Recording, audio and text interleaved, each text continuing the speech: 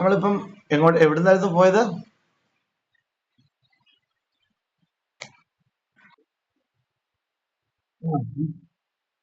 അപ്പൊ അവിടെ മുസല്ലയിൽ നിന്ന് പറഞ്ഞു, ഉസല്ലി സ്വലാത്ത് ളുഹരി അർബ റകാത്തൻ മുത്തവജ്ജിഹൻ ഖിബ്ലത്തി ലില്ലാഹി തആല എന്ന് അവര് പറഞ്ഞോട്ടെ, കാരണം അള്ളാഹ്ക്ക് വേണ്ടി വന്നവര് പറഞ്ഞോട്ടെ. ബാക്കിയുള്ളവർ പറയേണ്ടത്, അയാൾ പറയേണ്ടത് ലി സൗജി, അയാൾ അതായത് നീയത്ത് കറക്റ്റ് ആകത്തുള്ളൂ, ഞാൻ എൻ്റെ ഭാര്യയ്ക്ക് വേണ്ടി വന്നു, അല്ലെ ലി അഹിലി, ഈ ആളുകൾക്ക് വേണ്ടി വന്നു. അങ്ങനെയാണെങ്കിൽ ഒരു ശിക്ഷ കുറയും, പ്രതിഫലം ഇല്ലാന്നുള്ളൂ, ശിക്ഷ കിട്ടൂല. കാരണം ഇവനുള്ള കാര്യമാണല്ലോ പറഞ്ഞത്, നിലപാട് കറക്റ്റാണ്. അതേസമയത്ത് അവിടെ വന്നിട്ട് ലില്ലാഹി താല എന്ന് പറഞ്ഞു കഴിഞ്ഞാൽ അത് ഷിർക്കായി പോകും, അള്ളാഹുല് പങ്കു ചേർക്കുക. കാരണം അള്ളാഹ്ക്ക് കൊടുക്കേണ്ട ഇബാദത്തിനെ നാട്ടുകാർക്ക് കൊടുക്കുകയും അള്ളാഹുവിന് വേണ്ടി ചെയ്തു എന്ന് നാട്ടുകാരുടെ മുമ്പിൽ ക്രെഡിറ്റ് വാങ്ങിക്കുകയും ചെയ്യുന്ന ഒരു മാനസികാവസ്ഥ. എങ്ങനെ അള്ളാഹ്ക്ക് കൊടുക്കേണ്ട ഇബാദത്തിനെ നാട്ടുകാർക്ക് കൊടുക്കുകയും ഞാൻ അള്ളാഹ്ക്ക് കൊടുത്തവനാണ് എന്ന ഇമേജ് നാട്ടുകാരുടെ മുമ്പിൽ ഉണ്ടാക്കി എടുക്കുകയും ചെയ്യുന്ന ഒരു മാനസികാവസ്ഥ. ഇത് വെള്ളിയാഴ്ച നമസ്കാരക്കാരിലും റമദാൻ സ്പെഷ്യൽ പാർട്ടികളിലും റോഡ് സൈഡിൽ നിൽക്കുമ്പോൾ കൂട്ടുകാർ വിളിച്ചുകൊണ്ട് പോകുന്നവരിലും വീട്ടുകാർ വഴക്കുകൊണ്ട് വരുന്നവരിലും എല്ലാം ഈ പ്രവണത കാണാൻ പറ്റും. അതുകൊണ്ട് നിയ്യത്ത് എന്ന് പറയുന്നത് ഒരിക്കലും നാവ് കൊണ്ട് പറയുന്ന ഈ സാധനമല്ല. നിയ്യത്ത് എന്ന് പറയുന്നത് ഉള്ളിൽ എന്താണോ നമ്മൾ ഹക്കായിട്ട് വിചാരിച്ചിരിക്കുന്നത് അതാണ് നിയ്യത്ത് എന്ന് പറയുന്നത്. അപ്പോ പണ്ഡിതന്മാര്, പ്രത്യേകിച്ച് മദ്ഹബിന്റെ ആള്, ഷാഫി ഇമാമൊക്കെ, ഇനി എന്തെങ്കിലും കാരണവശാല് വെളിയിൽ നിന്നും സമൂഹത്തിന് വേണ്ടിയാണ് ഇവൻ വന്നതെങ്കിലും ആ പായയിൽ കയറി ഒതുവെടുത്ത് മുസല്ലയിൽ നിൽക്കുമ്പോ ഇവന്റെ തീരുമാനം മാറ്റട്ടെ, ഇവൻ അള്ളാഹുവിലേക്ക് തന്നെ ആക്കട്ടെ എന്നതിന് വേണ്ടിയിട്ടാണ് ആ അറബി ലഫ്ദ് അവിടെ കൊണ്ടുവന്നത് സൂക്ഷ്മതയ്ക്ക് വേണ്ടി.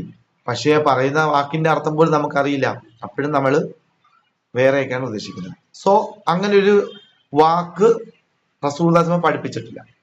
എന്നാൽ ഉംറയ്ക്കും ഹജ്ജിനും മാത്രം നമ്മൾ ഇവിടെ ലബ്ബൈക്തു, ഞാൻ കരുതി, അല്ലെ ഞാനിത് അണഞ്ഞിരിക്കുന്നു, ഉംറയ്ക്ക് അല്ലെ ഹജ്ജിന് എന്നവിടെ പറയൽ സുന്നത്താണ്, മുഅക്കദത്തായ സുന്നത്താണ് എന്നാണ് നമുക്ക് മനസ്സിലാവുന്നത്.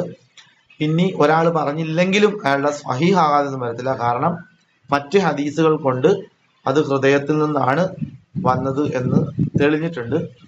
ഓക്കെ, അത് പറയൽ സുന്നത്താണ്. അത്രേ ഉള്ളതുമായിട്ട് ബന്ധപ്പെട്ട്. പിന്നെ ഇന്ന് ഹജ്ജിന്റെ നിയ്യത്തുകൾക്ക് രൂപം മാറിയിട്ടുണ്ട്, ഒരുപാട് നീളത്തിൽ പഠിപ്പിക്കുന്നത്. അത് ഈ പറഞ്ഞതുപോലെ നമസ്കരിക്കാൻ വേണ്ടി നിൽക്കുമ്പോൾ പറയുന്നത് പോലെ തന്നെയാണ് ഹദീസിൽ വന്നിരിക്കുന്നത്. ഞാൻ ഹജ്ജ് കരുതി, ഞാൻ ഉംറ കരുതിയെന്ന് മാത്രമേ ഉള്ളൂ. നിക്കാഹ് പോലെ, നിക്കാഹിന് പറയാനുണ്ട് സൗവജത്തുക വൻകഹത്തുക എന്നൊക്കെ. ഞാൻ എന്റെ മകളെ കെട്ടിച്ചെല്ലുന്നു എന്ന് പറഞ്ഞ പരിപാടി കഴിഞ്ഞു. അത്രേ ഉള്ളൂ. നമുക്ക് തിരിച്ചു വരാം. 32. ഇപ്പൊ അള്ളാഹുവിനെ വിട്ട് തൗഹീദ് എത്ര ഉയരത്തിലാണെന്ന് കാണിക്കാൻ വേണ്ടിയാണ് സമാ എന്ന എക്സാമ്പിൾ വെച്ചത്. സ്പേസിൽ നിന്നും വിട്ടു വന്ന ഒരാളെ ഒന്നുകിൽ ഡയറക്റ്റ് ഹൈജാക്ക്. എന്താണ് ആ ഡയറക്റ്റ് ഹൈജാക്ക്? ആർക്കെങ്കിലും പറയാൻ പറ്റുമോ? ഡയറക്റ്റ് ഹൈജാക്ക് കൊണ്ടുപോകുന്നത് എന്താണെന്ന്?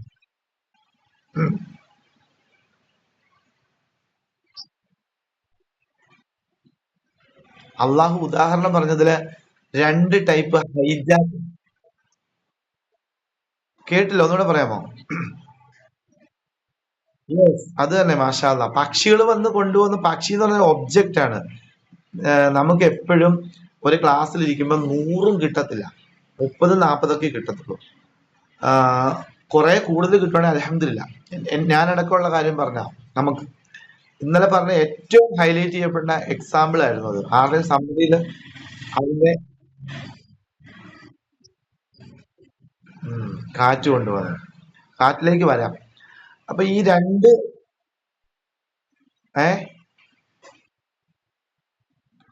നിരീശ്വരവാദം ഒരു എക്സാമ്പിൾ മാത്രമാണ്. തൗഹീദ് ഒഴികെയുള്ള എല്ലാ ഐഡിയോളജിയിലേക്കും ഉള്ള പോക്കാണ് ആ പറയുന്നത്. അത് ഒന്നാമത് വരുന്നത് പക്ഷിയാണ്. പക്ഷി എന്ന് പറയുന്നത് ഡയറക്റ്റ് ഹൈജാക്ക് ആണ്. അതായത് പക്ഷി എങ്ങനെയാ വരിക, റാഞ്ചുക, കൊണ്ടുപോവുക.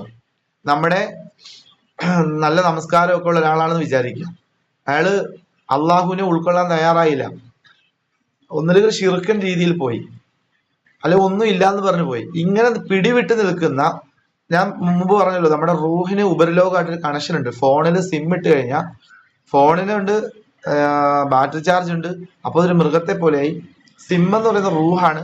അത് ഇട്ട് കഴിഞ്ഞാൽ അതിന് ടവറുമായിട്ട് കണക്ഷൻ വരുമ്പോഴാണ് കോൾ വിളിക്കാൻ സാധിക്കുന്നത്. ഈ ടവറുമായിട്ടുള്ള കണക്ഷനാണ് ആത്മാവും അള്ളാഹുമായിട്ടുള്ള കണക്ഷൻ, തൗഹീദ്. അതാണ് ഇലസമാ. അവിടെ നിന്ന് ആ ബന്ധം കട്ടായി കഴിഞ്ഞാൽ റേഞ്ച് പോയി, പിന്നെ കോൾ ചെയ്യാൻ പറ്റില്ല. അത് മാത്രമല്ല, ആ മുകളിൽ നിന്ന് സ്പേസിൽ നിന്ന് വിട്ട് താഴത്തേക്ക് വരുമ്പോൾ ഡയറക്റ്റ് ഹൈജാക്ക് എന്ന് പറയുന്നത് പെട്ടെന്ന് തന്നെ മറ്റൊരു പ്രത്യയശാസ്ത്രം, മറ്റൊരു വിശ്വാസം, മറ്റൊരു ആശയം, ആദർശത്തിലേക്ക്, അങ്ങനെ പലതിലേക്കും റാഞ്ചിക്കൊണ്ട് പോകും. അപ്പൊ അത് ഒന്നുകിൽ പോകുന്നത് വ്യക്തമായിട്ടായിരിക്കും, അതായത് സ്വിച്ച് ഇട്ട പോലെ ആയിരിക്കും ഒരാൾ പോകുന്നത്, പെട്ടെന്ന് വരുന്ന മാറ്റം. പിന്നെ രണ്ടാമത് പറഞ്ഞാണ് കാറ്റ്. കാറ്റ് വരുന്നത് സൈലന്റ് ഹൈജാക്കാണ്. അത് നിശബ്ദ കൊലയാളിയാണ്, നമുക്ക് കാണാൻ പറ്റത്തില്ല. അതിങ്ങനെ പതിയെ പതിയെ പതിയെ നമ്മളെ കൊണ്ടുപോവുകയാണ്. ചരിത്രങ്ങളായിട്ട്, ചരിത്രാതീതമായിട്ട്, വർഷങ്ങളായിട്ട് നമ്മുടെ ഒരു സിസ്റ്റം തന്നെ എററിലാകും. ഈ കാറ്റത്ത് പുതിയ ആശയം രൂപപ്പെട്ട് പുതിയ സംസ്കാരത്തിന്റെ കാറ്റടിച്ച് ഞങ്ങൾ പോകുന്നത് ശരിയായ റൂട്ടിലാണെന്ന് ഒരു ജനത മുഴുവൻ വിശ്വസിച്ച് ഇങ്ങനെ ഒഴുകിക്കൊണ്ടിരിക്കും. അങ്ങനെ ഒഴുകിക്കൊണ്ടിരിക്കുന്നിടത്ത് പോയി ഈ ഖുറാനുമായിട്ട് ഈ കണക്ഷൻ കിട്ടി, ഈ ഉപരിലോകമായിട്ടുള്ള ബന്ധം എന്ന് പറയുന്നത് നിസ്സാര സാധനമല്ല കേട്ടോ. അത് നിസ്സാര സാധനമല്ല. അത് അള്ളാഹുവിന്റെ അപാരമായ അപാരമായ അപാരമായ തൗഫീഖ് കിട്ടുന്നുണ്ട് ഇന്ന് നമുക്ക് ഇത് ഇവിടെ ഇരിക്കാനും ഇത് പറയാനും പറ്റുന്നത്, ഈ ആകാശമായിട്ടുള്ള കണക്ഷൻ. അപ്പൊ നമ്മൾ ആ ഒഴുകി നടക്കുന്നവരോട് നിങ്ങൾ ഈ നിങ്ങളുടെ കണ്ടനാളത്തിനോട് അടുത്തിരിക്കുന്ന ആ റബ്ബിനെ മുറുകെ പിടിക്കൂ എന്ന് പറഞ്ഞാൽ ഇല്ല, ഞങ്ങൾക്ക് ഔലിയാക്കന്മാരില്ലാതെയും ഇടനിലക്കാരില്ലാതെയും ഒന്നും അങ്ങോട്ട് എത്താൻ പറ്റില്ല. അങ്ങനെയാണ് ഞങ്ങളുടെ ഉസ്താദന്മാരെ ഞങ്ങളെ പഠിപ്പിച്ചു വെച്ചിരിക്കുന്നത്. എന്നാൽ ഗ്രൂപ്പിലായിട്ടില്ലേ, നമ്മൾ പാപികളാണ്, നമുക്ക് അങ്ങോട്ട് എത്തണമെങ്കിൽ ഇടയിൽ കുറെ തടസ്സങ്ങളുണ്ട്. അപ്പൊ ഇവരെയൊക്കെ നമുക്ക് ബർക്കത്തൊക്കെ എടുക്കേണ്ടതുണ്ട്. അവൻ വസീലത്തു ഷിർക്ക് എന്ന് പറയുന്ന സാധനം ഇന്നലെ ആരും ചോദിച്ചായിരുന്നു, ഫസീല എന്ന് പറഞ്ഞ ആള്. അപ്പൊ ഷിർക്കിലേക്ക് എത്തുന്ന മാർഗങ്ങളൊക്കെ ഉണ്ട്, അല്ലാതെ നമുക്ക് അള്ളാഹുലേക്ക് പറ്റില്ല. നോക്കി, നമ്മൾ എത്ര സിമ്പിൾ ആയിട്ടാണ് പഠിച്ചവൻ്റെ അടുത്ത് കയറിയിരിക്കുന്നത്, അല്ലേ അല്ലേ? സിമ്പിൾ ആയിട്ടല്ലേ അള്ളാഹുവിന്റെ അടുത്ത് കയറിയിരിക്കുന്നത്? ഭയങ്കര ഈസിയാണ്. നമ്മൾ മനസ്സുകൊണ്ട് തീരുമാനിച്ചാൽ മതി. എല്ലാ പ്രതിസന്ധികളെയും തരണം ചെയ്ത് മറികടന്ന് നമുക്ക് അള്ളാഹുവിന്റെ അടുത്ത് കയറി ഇരുന്ന് അള്ളാഹുവിന്റെ ചർച്ചയിൽ പങ്കെടുത്ത് നമുക്ക് ലോകത്തെ കാണാൻ പറ്റും. ഇനി പഠിച്ചവൻ പറയുകയാണ്, ഈ ഹജ്ജുമായിട്ട് ബന്ധപ്പെട്ട സംഗതികളൊക്കെ പറഞ്ഞിട്ട് പറഞ്ഞു, ദാലിക, അത് ഈ ദാലിക മുമ്പ് വന്നായിരുന്നല്ലോ. അള്ളാഹുവിന്റെ ഹുറുമാത്ത് എന്ന് പറഞ്ഞ് പടച്ചവനിലേക്ക് ചേർത്ത് വെച്ച് പവിത്രമാക്കിയ കുറെ കാര്യങ്ങൾ, അത് തന്നെ അള്ളാഹു ആവർത്തിക്കുകയാണ്. ദാലിക, അത് വമൻ, ഒരുവൻ, യുഅള്ളിം, മഹത്വപ്പെടുത്തിയാൽ, ശആഇരില്ല, അള്ളാഹുവിന്റെ ഷആഇറുകളെ. ഷആഇർ എന്ന് പറഞ്ഞാൽ അടയാളം ന്ന. ഷആഇർ എന്ന് പറഞ്ഞാൽ ബോധപൂർവം മനസ്സിലാക്കേണ്ട അടയാളം ന്ന ആ വാക്കിന്റെ അർത്ഥം. അതായത് ഇവിടെ കുറെ അടയാളങ്ങളുണ്ട്. എന്താണ്? ബലിമൃഗം, കഅബ, ഹജറുൽ അസ്വദ്, മഖാം ഇബ്രാഹിം, സഈ, സംസം. ഇവിടെ കുറേ ഷആഇറുകളുണ്ട്. അത് അള്ളാഹുവിന്റെ അടയാളങ്ങളാണ്, തൗഹീദിന്റെ സിഗ്നേച്ചറുകളാണ്, കയ്യൊപ്പ്. അത് എന്ത് ചെയ്യണം? ആരെങ്കിലും അതിനെ മഹത്വപ്പെടുത്തിയാൽ, കഴിഞ്ഞ ആയത്തിൽ ഇതിനെ ഹുറുമാത്തില്ല എന്ന് പറഞ്ഞെങ്കിൽ ഇന്ന് പഠിച്ചവൻ അതിനെ ഷആഇരില്ല എന്ന് പറഞ്ഞു. രണ്ടും ഒരർത്ഥം തന്നെയാണ്.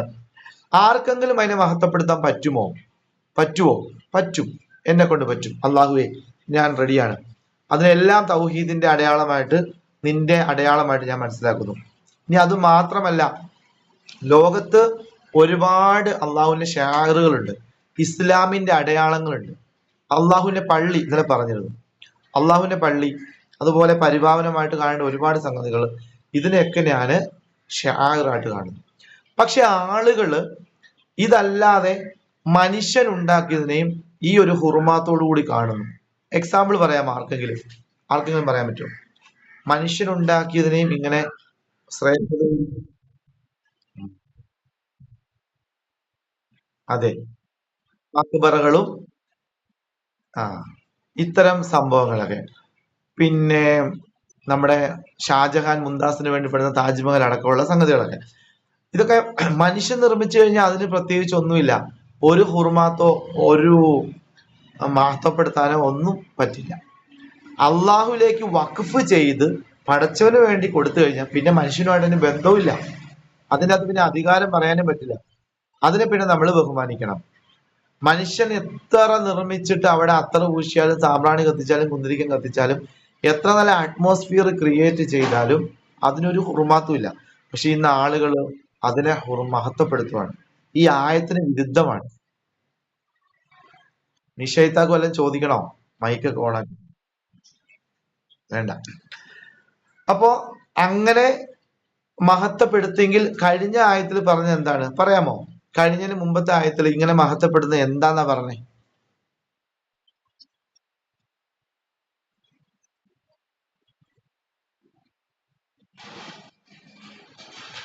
ഞാൻ ചോദ്യം മനസ്സിലായോ? ആർക്കെങ്കിലും ഇങ്ങനെ മഹത്വപ്പെടുത്താൻ പറ്റുമോ? ഒരു സെക്കൻഡ് ആലോചിച്ചോ. ഇപ്പൊ നിങ്ങൾ ഖുർആൻ എടുത്ത് നോക്കുക.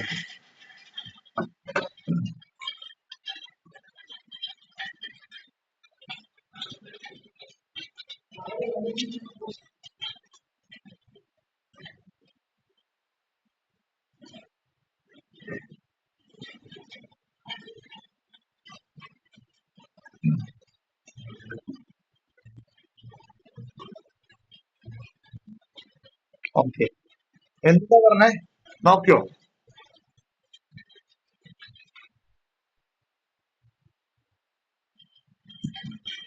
ചോദ്യം ഞാൻ അതല്ല ചോദിച്ചത്. വമൻ യുഅള്ളിം, ആർക്കെങ്കിലും ഇങ്ങനെ മഹത്വപ്പെടുത്താൻ പറ്റുമെങ്കിൽ, ഹുറുമാത്തില്ല, അള്ളാഹു പവിത്രമാക്കിയതിനെ മഹത്വപ്പെടുത്താൻ പറ്റുമെങ്കിൽ അത് എന്താണെന്നാ പഠിച്ചവൻ പറഞ്ഞേ? മുമ്പത്തെ അള്ളാഹു ബഹുമാനിച്ചതിനെ അള്ളാന്റെ എന്റെ കൊച്ചെന്ന് പറഞ്ഞില്ലേ? എന്റെ കൊച്ച് എന്റെ സ്വന്തത്തോട് ചേർത്ത് പറഞ്ഞാൽ അത് എന്താണെന്നാ പറഞ്ഞത്?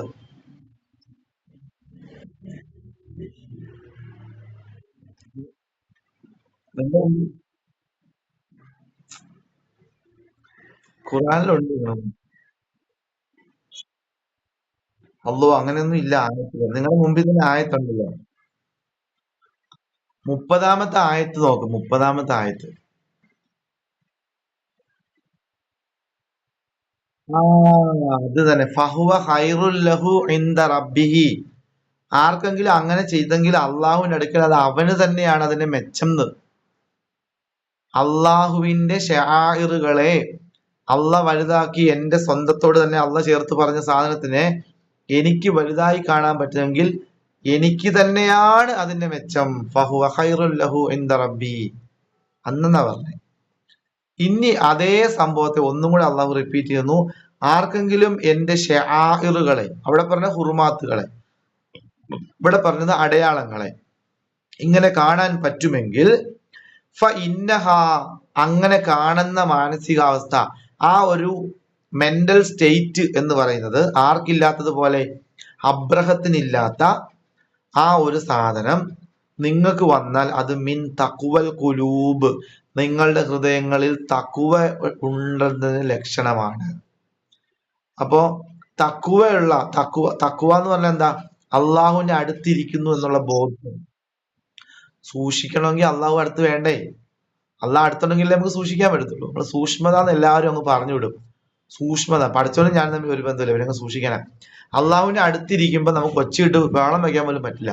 നിങ്ങളിപ്പോ അള്ളാഹുവിന്റെ അടുത്തിരിക്കുന്നുള്ളൊരു ബോധം നിങ്ങൾക്ക് ഉണ്ടെങ്കിൽ നിങ്ങൾക്ക് അവിടെ ഇടുന്ന് ഭൗതികമായ വിഷയങ്ങൾക്ക് അലമുറ ഇടാനൊന്നും കഴിയില്ല.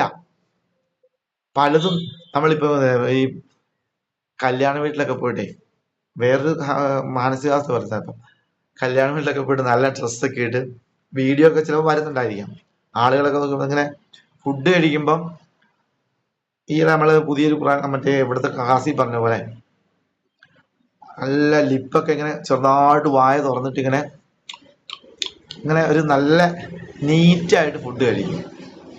രഹസ്യമായിട്ട് വീട്ടിൽ ഇരുന്ന് സ്വതന്ത്രമായിട്ട് ഇൻഡിവിജ്വൽ ആയിട്ട് കഴിക്കുമ്പോഴാണ് വാരി വലിച്ച് കുത്തി കയറ്റി ഒരു വൃത്തിയില്ലാതെ തിന്നുന്നത്. യഥാർത്ഥ ഞാൻ എന്ത്, പുറത്തെ ഞാനെന്ത്, ഇങ്ങനെ രണ്ട് ടൈപ്പ് മനുഷ്യരുണ്ട്. അപ്പം ഒരു ഹോണറബിൾ പേഴ്സന്റെ അടുത്ത് ഇരിക്കുമ്പോൾ ഫോൺ പോലും വന്നു കഴിഞ്ഞാൽ നമ്മൾ എടുക്കൂല. സൈലന്റ് ആക്കി ഇരുന്നിട്ട് വളരെ ഭവ്യതയോടു കൂടി ഐ ആം ഡീസന്റ്, എൻ്റെ ഉള്ളിലെല്ലാം മാറ്റി വെച്ചുകൊണ്ടിരിക്കും. അള്ളാഹുവിൻ്റെ അടുത്ത് ഇരിക്കുമ്പം ഞാനൊരു നല്ല ഞാനാവണം.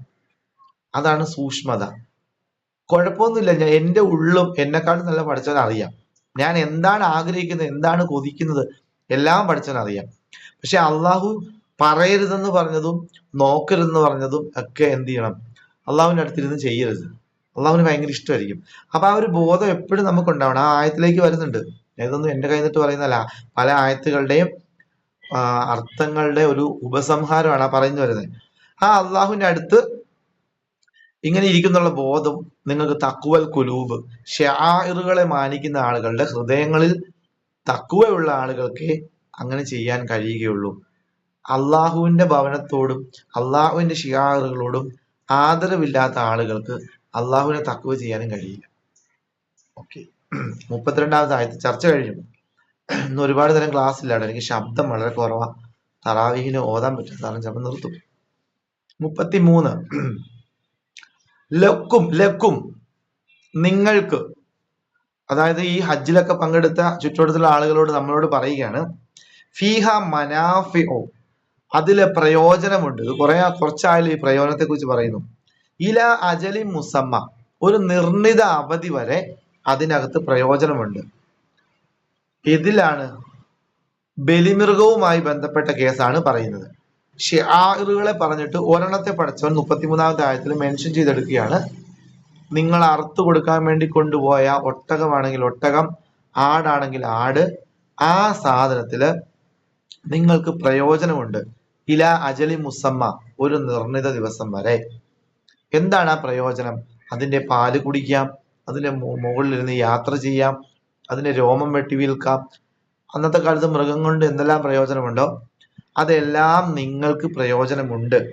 സുമ്മ മഹില്ലുഹ, പിന്നീട് നിങ്ങൾ അതിന്റെ സ്ഥാനത്തെത്തിക്കഴിഞ്ഞാൽ, അതായത് ഇലാ ബൈത്തിൽ അതീഖ്, ബൈത്തിൽ അതീഖിൽ നിങ്ങൾ എത്തിക്കഴിഞ്ഞാൽ, ഇപ്പൊ നിങ്ങൾ കുറച്ച് നോളജ് നേടിയവരാണ്. ഈ ഖുർആൻ ക്ലാസ്സിൽ വരുന്നതിന് മുമ്പും ഇപ്പോഴുമുള്ള മാനസികാവസ്ഥ ഒരുപോലെ അല്ല.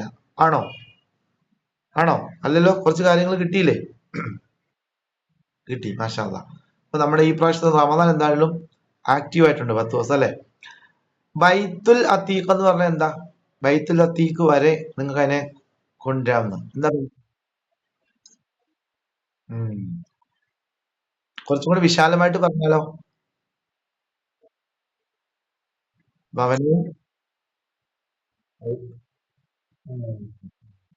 ഈ 3 തരത്തിലുള്ള ആശയങ്ങൾ ഉൾക്കൊള്ളുന്ന വാക്കാണ് ബൈത്തുൽ അതീഖ്. അവിടം വരെ നിങ്ങൾ അതിനെ കൊണ്ടുവന്ന് വരുന്നിടം വരെ നിങ്ങൾക്ക് ഉപയോഗിക്കാം. മാഷാ അല്ലാഹ്, നിങ്ങളുടെ നോളജിന്റെ ലെവലൊക്കെ കൂടിയിട്ടുണ്ട്. അള്ളാഹു ഇൽമിൽ ബർക്കത്ത് ചെയ്യട്ടെ. അവിടം വരെ കൊണ്ടുവരാം. ഇവിടെ ഒരു കാര്യം ശ്രദ്ധിക്കണം. നിങ്ങളുടെ മൃഗം എന്നൊരു വാക്കേ പഠിച്ചവൻ പറഞ്ഞിട്ടില്ല. നോക്കിയേ, ലക്കും ഫീഹ മനാഫിയു, നിങ്ങൾക്ക് ആ മൃഗത്തിൽ നിന്നും പ്രയോജനം എടുക്കാം. ഓണർഷിപ്പ് ഒരിക്കലും അള്ളാഹു വിട്ടു തന്നിട്ടില്ല. നമ്മൾ ക്യാഷ് കൊടുത്താണ് മൃഗത്തെ മേടിക്കുന്നെങ്കിലും നമ്മൾ വളർത്തുന്നെങ്കിലും ഈ പ്രപഞ്ചത്തിന്റെ ഓണർ, പ്രകൃതിയുടെ ഓണർഷിപ്പ്, മാലിക്കും മുലൂക്കും അത് അള്ളാഹു തന്നെയാണ്. നമ്മളൊരു ടെമ്പററി ആയിട്ടുള്ള ഒരു ഓണറാണ്, താൽക്കാലിക ഉടമസ്ഥൻ. എല്ലാത്തിന്റെയും അങ്ങനെ തന്നെയാണ്. നമ്മളിപ്പോ അധീനപ്പെടുത്തി വെച്ചിരിക്കുന്ന വസ്തുക്കളുടെ പോലും ആ വസ്തുക്കൾക്ക് ഒരു എക്സ്പയർ ഡേറ്റ് ഉണ്ട്. നമുക്കും ഒരു എക്സ്പയർ ഡേറ്റ് ഉണ്ട്. ഏത് എക്സ്പയർ ഡേറ്റ് ആണോ ആദ്യം തീരുന്നതെന്ന് അറിയില്ല. നമ്മൾ നിൽക്കുമ്പോൾ നമ്മുടെ വീടിന്റെ എക്സ്പയർ ഡേറ്റ് ചിലപ്പോൾ കഴിയും. എക്സ്പയർ ഡേറ്റ് കഴിഞ്ഞ് നമ്മൾ എന്ത് ചെയ്യും? വീണ്ടും അതിനെ പുതുക്കി പണിയും. പക്ഷെ ആ വസ്തുക്കൾ നിലനിൽക്കുമ്പോൾ നമ്മുടെ എക്സ്പയർ ഡേറ്റ് കഴിയും. അങ്ങനെ വരുമ്പോൾ വസ്തുക്കൾക്ക് ഒരിക്കലും നമ്മളെ പുതുക്കാൻ കഴിയില്ല. മനസ്സിലായോ? ഞാൻ പറഞ്ഞത് മനസ്സിലായി. നമുക്കൊരിക്കലും ഒന്നിനെയും സ്വന്തമാക്കാൻ പറ്റില്ല. ഉപയോഗിക്കാൻ മാത്രമേ പറ്റുകയുള്ളൂ, പ്രയോജനം എടുക്കാനേ പറ്റത്തുള്ളൂ. ആ ഒരു കാഴ്ചപ്പാടിനകത്തോട് വരുന്നുണ്ട്. ലക്കും ഫിഹ മനാഫിഉ, നിങ്ങൾക്ക് ആ മൃഗത്തിൽ പ്രയോജനമുണ്ട്. ഇലാ അജലി മുസമ്മ, നിർണിതമായ ഒരു ദിവസം വരെ. അതേതാണ്? നിങ്ങൾ അറുക്കുന്ന ദിവസം വരെയാണ് ബൈത്തുൽ അതീഖ്. അതുവരെ നിങ്ങൾക്ക് അതിനെ ഉപയോഗിക്കാം. വലിക്കുല്ലി ഉമ്മത്തിൻ, ഇനി 34ാമത് ആദ്യം, എല്ലാ സമൂഹത്തിനും ജഅൽന മനാസിക്കൻ, നാം ഒരു ഈ ബലി നിയമം, മനാസിക് എന്ന് പറഞ്ഞാൽ ആരാധനാ രീതി എന്നാണ് ഇവിടെ ഉദ്ദേശിക്കുന്നത്. ബലി നിയമം നാം ഉണ്ടാക്കി കൊടുത്തിട്ടുണ്ട്. നിങ്ങൾക്ക് മാത്രമല്ല, എല്ലാവർക്കും ഉണ്ടാക്കി കൊടുത്തിട്ടുണ്ട്. ലി യദ്കുറുസ്മല്ലാഹ, കണ്ടോ, അവിടെയാണ് ഏറ്റവും മർമ്മപ്രധാനമായ പോയിന്റ്. ഈ ബലികർമ്മം എല്ലാ കാലഘട്ടത്തിലും എല്ലാ പ്രവാചകന്മാരും എല്ലാ മനുഷ്യരും നടത്തിയപ്പോൾ ഒരേ ഒരു പർപ്പസ് ആയിരുന്നു. എന്ത്? ലി യദ്കുറുസ്മല്ലാഹി, അള്ളാഹുവിന്റെ നാമം സ്മരിക്കുക എന്നത്. തൗഹീദിൽ അധിഷ്ഠിതമായി ഏകനായ ദൈവത്തിന് തൃപ്തിയെ ഉദ്ദേശിച്ചുകൊണ്ട് അവന്റെ നാമം ചൊല്ലിയാണ് ഈ സാധനം അറുക്കേണ്ടത്. പക്ഷെ ഇന്ന് വന്നപ്പോഴേക്കും നമ്മുടെ ആളുകൾ അതിനെ സൃഷ്ടികളുടെ പേരിലേക്ക്, സൃഷ്ടികളുടെ സംതൃപ്തിക്ക് വേണ്ടി അറുത്തു കൊടുക്കുന്ന ഖുർആനായത്തിന് വിരുദ്ധമായ ഒരു രീതിയിലേക്ക് വന്നു. അത് പറ്റില്ലല്ലോ. അലാമ റസഖഹും, അവനാണ് ഇതിനെ റിസുക്കായി നൽകിയത്. മീൻ ബഹീമത്തിൽ അൻആം, ഈ കന്നുകാലികളെ. അപ്പൊ എല്ലാ കാലഘട്ടത്തിലും ഇത്തരം ബലി നിയമങ്ങൾ അള്ളാഹു തന്നിട്ടുണ്ട്. അതിന്റെ ഓണർഷിപ്പ് പഠിച്ചവൻ തന്നെയാണ്, അറുത്തിട്ടുമുണ്ട്. അത് തന്നെയാണ് നമ്മളും അറുക്കുന്നത്, ഇനിയും നമ്മൾ അറുക്കേണ്ടതും. ഇനി ആ ആയത്ത് കൺക്ലൂഡ് ചെയ്യുന്നത് എങ്ങനെയാണ്? ഫ ഇലാഹുക്കും, ആകയാൽ നിങ്ങളുടെ ഇലാഹ്, ഇലാഹുൻ വാഹിദുൻ, ഒറ്റ ഇലാഹാകുന്നു, ഒരേ ഒരു ഇലാഹാകുന്നു. ഫലഹു, ആ ഇലാഹിന് അസ്ലിമൂ, നിങ്ങൾ എന്ത് ചെയ്യുക? അസ്ലിമൂ, അസ്ലിമൂ,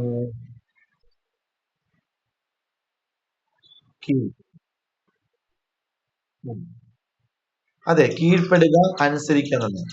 നമുക്ക് ഇനി ഇവിടെ ഒന്ന് പോസ് ചെയ്തിട്ട് പടച്ചോൻ പറഞ്ഞ ഈ വാക്കിലൊന്ന് അല്പം ഒന്ന് ചിന്തിച്ചു നോക്കാം. ഇത്രയും പറഞ്ഞിട്ട് നിങ്ങൾ ആ റബ്ബിന് എന്ത് ചെയ്യണം? അസ്ലിമു എന്ന് പറഞ്ഞു. സലിമ എന്ന വാക്കിനർത്ഥം അനുസരിച്ചു എന്നാ. അതിന്റെ അമ്രഫിലാണ് അസ്ലിം. അസ്ലിമു, നിങ്ങൾ അനുസരിക്കുക. ഈ ലോകത്തിലെ അനുസരണം രണ്ട് ടൈപ്പാണ്. അത് നമ്മൾ സുജൂദുമായിട്ട് ബന്ധപ്പെട്ട് മുമ്പ് ചർച്ച ചെയ്തു പോയ വാക്കാം. എന്റെ തലയിലെ തലമുടി കാണാമോ? നിങ്ങൾക്ക് കാണാമോ? ഈ തലമുടി കാണാമോ? കാണാം. ഈ തലമുടി വളരുന്നത് എന്നോട് ചോദിച്ചിട്ടല്ല. ഒരു ദിവസം പോലും ഇത് എന്നോട് ചോദിച്ചിട്ടില്ല ഞാൻ ഇത് വളർന്നോട്ടേ എന്ന്. ഒരു ദിവസം പോലും എന്നോട് ചോദിച്ചിട്ടില്ല ഞാൻ ഇതിന്റെ നിറം മാറ്റി ഇത് വെള്ള കളർ ആക്കിക്കോട്ടെ എന്ന്. എന്റെ ശരീരത്തിലെ ഒരു അവയവങ്ങളും എന്നോട് ചോദിക്കാറില്ല അങ്ങനെ ഒന്നും. എന്നാൽ അതിനൊരു പ്രോഗ്രാമിംഗ് ഉണ്ട്. അതിന്റെ പ്രോഗ്രാം അനുസരിച്ചാണ് കൃത്യമായിട്ട് അത് വളരുന്നത്. ഈവൻ നമ്മുടെ കൈ ഒന്ന് ബ്ലേഡ് കൊണ്ടോ ആണി കൊണ്ടോ ഒന്ന് സ്ക്രാച്ച് ആയി മുറിഞ്ഞു എന്ന് വിചാരിക്കാം. നമ്മൾ വിചാരിക്കണം ഇന്ന് വൈകുന്നേരം ഇത് പൊറുക്കണം. ഒരു രക്ഷയില്ല, പൊറുക്കില്ല. എപ്പോഴാണോ അതിന്റെ പ്രോഗ്രാമിങ്, അതിന്റെ സിസ്റ്റം അത് നടത്തിയിരിക്കുന്നത്, ആ സമയമാകുമ്പോൾ ബ്ലഡ് കോട്ട് കട്ട പിടിക്കുകയും അതിനകത്ത് പുതിയ ലെയറുകൾ വരികയും അത് പൊറുക്കുകയും ചിലപ്പോൾ അത് പഴുക്കുകയും അത് വ്രണമാകുകയും വീണ്ടും പൊറുക്കുക, അങ്ങനെ ചെയ്യും. നമ്മൾ ഉദ്ദേശിക്കുന്ന രീതിയിൽ നമ്മുടെ ശരീരം പോലും നമ്മളോട് എന്ത് ചെയ്യൂല, റിയാക്ട് ചെയ്യൂല, അനുസരിക്കൂല. ഈ പ്രപഞ്ചത്തിലേക്ക് നോക്കിയേ, ഒരു വാഴ അത് നേരെ നിന്ന് തന്നെ വളരണം. എപ്പോഴെങ്കിലും ഒരു വാഴ നടന്ന് മൂവാറ്റുപുഴ ടൗണിലേക്ക് പോകുന്നത് നിങ്ങൾ കണ്ടിട്ടുണ്ടോ? നടക്കാൻ പറ്റില്ല. ആ വാഴ അവിടെ തന്നെ നിൽക്കണം. ആ വാഴയിൽ ഉണ്ടാകേണ്ടത് എന്താണ്? വാഴപ്പഴം തന്നെയാണ്. വാഴയിൽ ഒരിക്കലും മാങ്ങ കായ്ക്കൂല. ഇനി മാങ്ങ കായ്ക്കണ വേറെ എന്തെങ്കിലും കൊണ്ട് കൃത്രിമമായിട്ട് ഇൻജക്ട് ചെയ്ത ഒരു പരിധി വരെ സാധിച്ചേക്കാം. തെങ്ങിൽ ഒരിക്കലും ചക്ക കായ്ക്കൂല. അപ്പൊ എല്ലാത്തിനും ഒരു പ്രോഗ്രാമിംഗ് ഉണ്ട്. ഈ പ്രോഗ്രാം അനുസരിച്ച് അത് അതിന്റെ നിയമം കൃത്യമായി നടപ്പിലാക്കുന്നു. ഈ നടപ്പിലാക്കുന്ന അനുസരിക്കുക എന്ന വാക്കിന്റെ അറബിയാണ് സലിമ, അനുസരിച്ചു. അപ്പോൾ ഈ പ്രപഞ്ചം മുഴുവനും അള്ളാഹുവിന് സുജൂദ് ചെയ്യുക, തസ്ബീഹ് ചെയ്യുക എന്ന് പറയുന്ന ഒരു പ്രോഗ്രാം ചെയ്തിട്ടുണ്ട്. അതുകൊണ്ട് തന്നെ അവർക്കൊരിക്കലും അതിൽ നിന്നും തെന്നി മാറാൻ കഴിയില്ല. അവര് ഒരു നേച്ചർ ഫ്ലോ എന്ന് പറയുന്നത് പോലെ പ്രകൃതിയുടെ ഒരു ഒഴുക്കിന് മലക്കുകൾ ഉൾപ്പെടെ അങ്ങനെ പൊയ്ക്കൊണ്ടേയിരിക്കുകയാണ്. അതുകൊണ്ട് അവരെല്ലാവരും മുസ്ലിമീങ്ങളാണ്. ഇവിടെ ഒരാളെ മാത്രം ഞാൻ ഒഴിച്ചു നിർത്തി, മനുഷ്യന്റെ ശരീരം അടക്കം മുസ്ലിമാണ്. കാരണം അതിന്റെ നിയമത്തിന് അത് കീഴൊതുങ്ങി പോവുകയാണ്. പക്ഷെ മനുഷ്യൻ എന്നത് എക്സെപ്ഷൻ കേസാണ്. മനുഷ്യന് ഒരേ സമയത്ത് അനുസരിക്കാനും അനുസരിക്കാതിരിക്കാനുമുള്ള ചോയ്സ് പടച്ചവൻ കൊടുത്തിട്ടുണ്ട്. എന്താണ് സൂറത്തുൽ ബലദിൽ പറയുന്നുണ്ടല്ലോ, ഞാൻ അവന്റെ മുമ്പില് 2 വഴികൾ തുറന്നിട്ട് കൊടുത്തിട്ടുണ്ട്. അതേപോലെ സൂറത്തുൽ ഇൻസാനിലും പടച്ചവൻ പറയുന്നുണ്ട്, ഇന്ന ഹദൈനാഹു സബീല, രണ്ട് മാർഗം ഞാൻ അവന് മുമ്പിൽ തുറന്നിട്ട് കൊടുത്തു, റൈറ്റ് ഓർ ലെഫ്റ്റ്. ഒന്നുകിൽ അവന് അനുസരിക്കാം, പ്രപഞ്ചത്തെ പോലെ ആ പ്രപഞ്ചത്തെ സൃഷ്ടിച്ച സൃഷ്ടാവിനെ അനുസരിക്കാം, അല്ലെങ്കിൽ അനുസരിക്കാതിരിക്കാം. അപ്പൊ ഇവിടെ പൂർണ്ണമായിട്ടും സ്വാതന്ത്ര്യം എനിക്കാണ്. ഇവിടെ ചോദ്യം ഇതാണ്, ഞാൻ എന്തിനെയാണ് അനുസരിക്കേണ്ടത്? ഉത്തരം ഇതാണ്, എങ്ങനെയാണ് നീ ഭൂമിയിൽ ജീവിക്കേണ്ടത് എന്നുള്ളതിന് ഒരു ബൈലോ ഉണ്ട്, ഒരു കാറ്റലോഗ് ഉണ്ട്. അത് പഠിപ്പിക്കാനാണ് എല്ലാ കാലഘട്ടത്തിലും പ്രവാചകന്മാർ വന്നത്. ആ പ്രവാചകന്മാർക്ക് വന്നുമ്പോൾ ആ പ്രവാചകന് നീ എന്ത് ചെയ്യണം? സൈൻ ചെയ്ത് കൊടുക്കണം. സൈൻ ചെയ്യുന്നത്, ഞാൻ പറയുന്ന ഉപയോഗിക്കുന്ന വാക്കുകളൊക്കെ വ്യത്യസ്തമായിരിക്കും, സംശയമുണ്ട് ചോദിക്കണം. സൈൻ ചെയ്യുന്നത് രണ്ട് രീതിയിലായിരിക്കും. ഒന്ന്, പ്രപഞ്ചത്തെ ഡിസൈൻ ചെയ്ത അള്ളാഹുവിന്. രണ്ടാമത്തത്, ആരെയാണോ പ്രവാചകനായി ആ അള്ളാഹു തിരഞ്ഞെടുത്തത് ആ പ്രവാചകന്റെ ചര്യ അനുസരിച്ച് ജീവിക്കാതെ. ഈ രണ്ട് സിഗ്നേച്ചറുകളാണ് അറബിയില് ഷഹാദത്ത് എന്ന് പറയുന്നത്. അഷ്ഹദു, ഞാൻ സൈൻ ചെയ്യുന്നു, സാക്ഷ്യം വഹിക്കുന്നു, അല്ലാ ഇലാഹ, ഒരു ഇലാഹുമില്ല, ഇല്ലല്ലാ, അള്ളാഹ് അല്ലാതെ. ഇത് ഞാൻ ഇവിടെ റസൂലുള്ളാഹി സ്വല്ലല്ലാഹു അലൈഹി വസല്ലം കൊണ്ടുവന്നിട്ടില്ല. ഞാൻ ഇപ്പൊ ജീവിക്കുന്നത് ഈസാ നബിയുടെ കാലഘട്ടത്തിലാണെങ്കിൽ അവിടെ അദ്ദേഹമാണ്, മൂസാ നബിയാണ്, അവിടെ ഞാൻ ഇവിടെ കൊണ്ടുവന്നിട്ടില്ല. എല്ലാ മനുഷ്യരും ഫസ്റ്റ് സൈൻ കൊണ്ടുവന്നത് അള്ളാഹ്ക്കാണ്. അവിടെ പറഞ്ഞതാണ് ലാ ഇലാഹ ഇല്ലല്ലാഹ്. അപ്പൊ ഇവിടെയാണ് ഷിർക്ക് കിടക്കുന്നത്. പ്രവാചകനുമായിട്ട് ഷിർക്ക് കിടക്കുന്നില്ല, ഈ ഫസ്റ്റ് സിഗ്നേച്ചറിലാണ് ഷിർക്ക് കിടക്കുന്നത്. ഇവിടെ ഒരിക്കലും ലാ ഇലാഹ എന്ന കോൺസെപ്റ്റിൽ വേറെ ഇലാഹ് കയറാനോ ആ ഇലാഹിലേക്ക് അടുപ്പിക്കുന്ന ഒറിജിനൽ ഇലാഹിൽ നിന്ന് അകത്തുന്നതോ ഒരു ഡിസ്ട്രാക്ഷൻസും ഒന്നും അതിനിടെ കാണാൻ പാടില്ല. ഡിസ്ട്രാക്ഷൻ എന്ന് പറയുന്നത് ഡയറക്റ്റ് ഹൈജാക്ക് ആണ് ഹൈന്ദവരുടെ അമ്പലം, ശിവൻ പാർവതി അങ്ങനെ പോകുന്നത്. ഇൻഡയറക്റ്റ് ആയിട്ട് വരുന്നതാണ് അള്ളാഹുവിനെ അംഗീകരിച്ചാലും ഇടയിൽ അള്ളാഹുലേക്ക് എത്തണമെങ്കിൽ ജാറം മക്ബറകള് വരുന്നത്. അത് ഏതുപോലെ വെച്ചാൽ ക്രൈസ്തവര് യഹോവയിലേക്ക് പോകാൻ വിശുദ്ധനായ ഗീവർഗീസിനെയും സെബസ്ത്യാനോസിനെയും ഞങ്ങൾക്ക് വേണ്ടി അപേക്ഷിക്കണമേ എന്ന് പറഞ്ഞ് പെരുന്നാൾ വെക്കുന്ന പോലെ തന്നെയാണ് നമ്മളും അള്ളാഹുലേക്ക് പോകാൻ മുഹീദ്ദീൻ ഷെയ്ഖിലേക്കും അബ്ദുൽ ഖാദർ ജീലാനി അങ്ങനെ തുടങ്ങിയ മറ്റു പല തങ്ങന്മാർ വഴി പോകുന്നത്. രണ്ടും രണ്ട് വേർഷനാണ്. ഇതല്ലാതെ ഡയറക്റ്റ് പോകുക. അപ്പൊ ഒന്നാമത്തെ സൈൻ ലാ ഇലാഹ ഇല്ലല്ലാഹ്. ഇതാണ് ഈമാൻ കാര്യം. ഈമാൻ കാര്യം ആറും എന്തുമായിട്ട് ബന്ധപ്പെട്ടതാ? ഒന്നാമത്തെ ഷഹാദത്തുമായിട്ട് ബന്ധപ്പെട്ടതാ. രണ്ടാമത്തെ ഷഹാദത്ത് എന്ന് പറയുന്നത്, ആരെയാണോ ഞാൻ ജീവിച്ചിരിക്കുന്ന കാലഘട്ടത്തിൽ ടീച്ചറാക്കി ഇത് പഠിപ്പിക്കാൻ വേണ്ടി വിട്ടത് ആ പ്രവാചകന് ഞാൻ സിഗ്നേച്ചർ കൊടുക്കുക. അത് വഅഷ്ഹദു അന്ന മുഹമ്മദൻ അബ്ദുഹു റസൂലു, അല്ലെ മുഹമ്മദ് റസൂല. അങ്ങനെയാണെങ്കിൽ രണ്ടാമത്തെ സൈനിന്റെ അർത്ഥം എന്താ? ഒന്നാമത് പറഞ്ഞ അള്ളാഹുവിന്റെ നിയമം പഠിപ്പിക്കാൻ വന്ന രണ്ടാമത് പറഞ്ഞ പ്രവാചകന്റെ ചര്യ അനുസരിച്ച് ഇനി എന്റെ മരണം വരെ ഞാൻ മുന്നോട്ട് പൊക്കോളാം. ഇതാണ് എന്റെ സാക്ഷ്യത്വം. എന്താണ് എന്റെ സാക്ഷ്യത്വം? നിങ്ങൾ പറ, എന്താണ് സാക്ഷ്യം?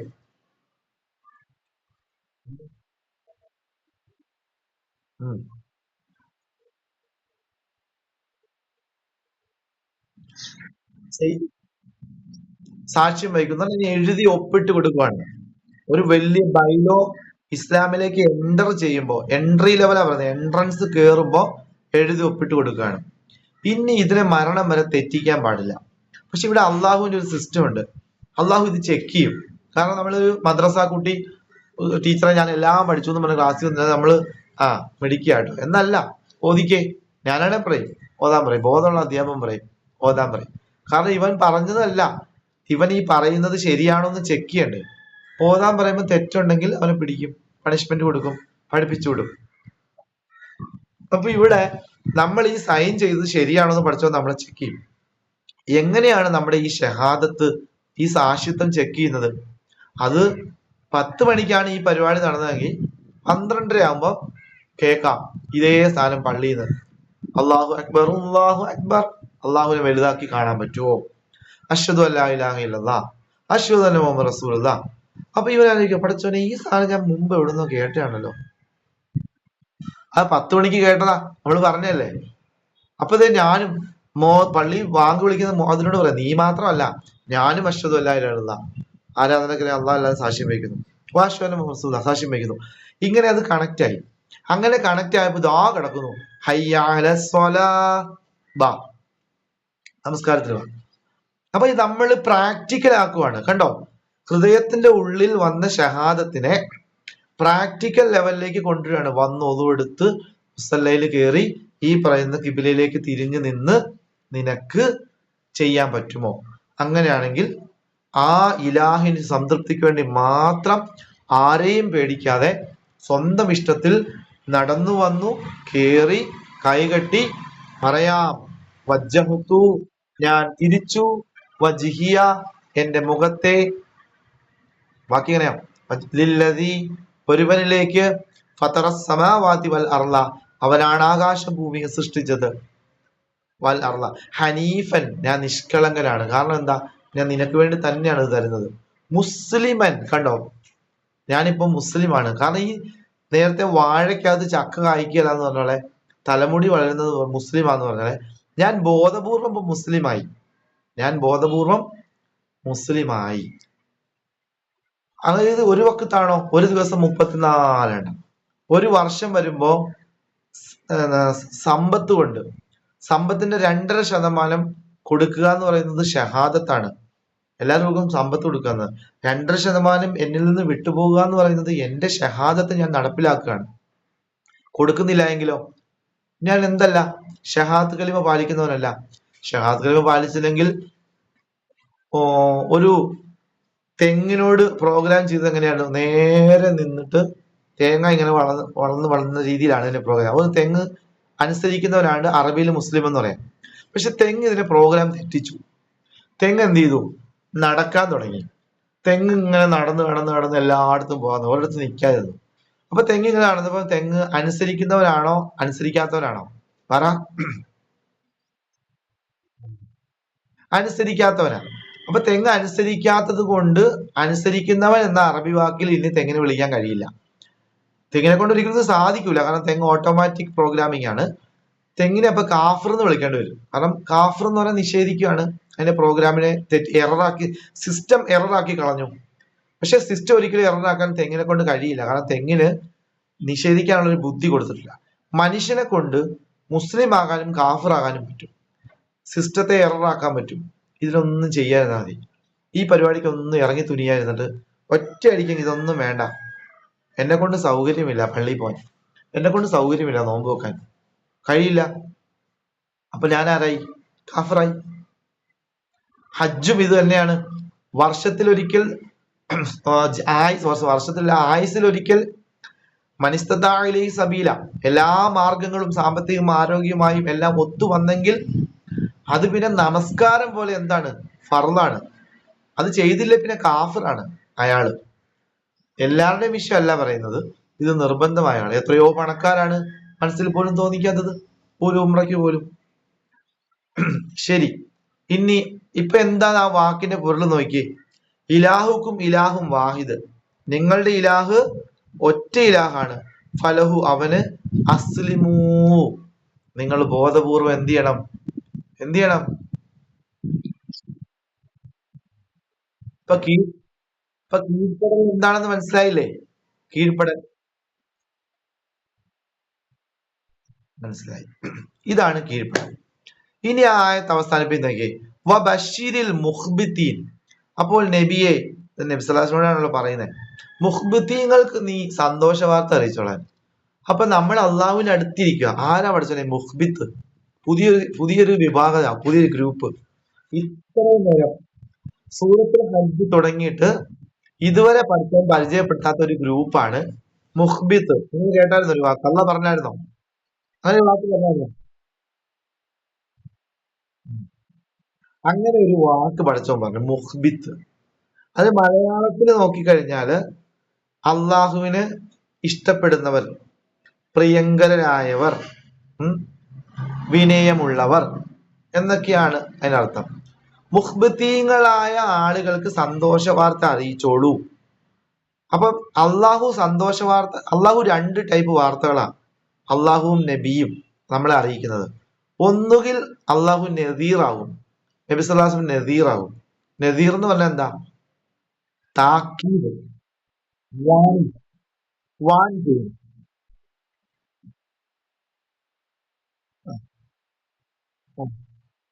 മുന്നറിയിപ്പ്, വാണിങ്, അല്ലെങ്കിൽ ബഷീറാവും. അപ്പോ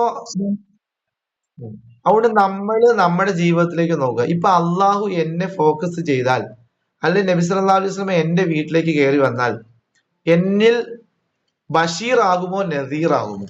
എന്നെ ഉം, ഉറപ്പാണ്. നബി സല്ലല്ലാഹു അലൈഹി വസല്ലം വീട്ടിൽ കയറി, ഇന്ന് ഞാൻ നിന്റെ വീട്ടിലാണ് കിടക്കുന്നതെന്ന് പറഞ്ഞ് നിങ്ങൾ ഫുഡൊക്കെ ഉണ്ടാക്കി വെക്കുന്നല്ല. ഉസ്താദിന് നോമ്പ് തുറക്കാൻ ഫുഡൊക്കെ ഉണ്ടാക്കി തരുന്നില്ലേ? നല്ല ഫുഡൊക്കെ ഉണ്ടാക്കി റെഡിയാക്കി വെക്കും. ഫുഡൊക്കെ കഴിച്ച് ഇങ്ങനെ ഇരിക്കും. നമ്മുടെ ഹസ്ബൻഡുമായിട്ട് ആ വർത്താനം പറയും. എന്താ ജോലി? അപ്പൊ മാഷാ അല്ലാ നല്ല ജോലിയാണ്, കുഴപ്പമില്ല. വല്ല ബാങ്കിലാന്ന് വല്ലതും പറഞ്ഞാൽ തീർന്നു. ഉള്ളത് മൊത്തം ഛർദിക്കും അവിടെ. ഇത് കൂട്ട് പണിക്കാണോ വിളിച്ചെന്ന് ചോദിക്കും. പറ്റില്ല, നാളെ മുതൽ ജോലിക്ക് പോകാൻ പറ്റില്ല എന്ന് പറയും. സാമ്പത്തിക ഇടപാട് മൊത്തം അവിടെ നിന്ന് പറയേണ്ടി വരും. അല്ല, പറഞ്ഞില്ല എന്ന് വെച്ചോ, നമ്മുടെ സ്ഥിരം പരിപാടി ഇല്ല കള്ളത്തരം. അപ്പൊ അള്ളാഹു വഹി കൊടുക്കും, നബിയെ ഇവൻ പറഞ്ഞത് കൊച്ച കള്ളമാണ്, പിന്നെ അവിടെ പേരിൽ ആയത്തിറങ്ങും. അതുകൊണ്ട് ആ പണിക്ക് നിൽക്കേണ്ട ആവശ്യമില്ല, പറയേണ്ടി വരും.